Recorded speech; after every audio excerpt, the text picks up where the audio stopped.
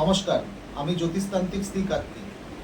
এই জিনিসটা আমাদের প্রত্যেকের জানা উচিত, যে জিনিসটা আমাদের বহু মানুষের ক্ষতির কারণ। প্রথম কথা হচ্ছে, আমাদের অনেকের স্বভাব আছে আমরা 3টে রুটি খাই বা 3টে রুটি পরিবেশন করি।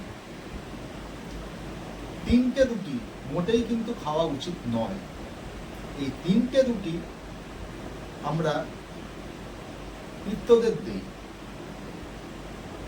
তাই 3টে রুটি কখনোই খাবেন না।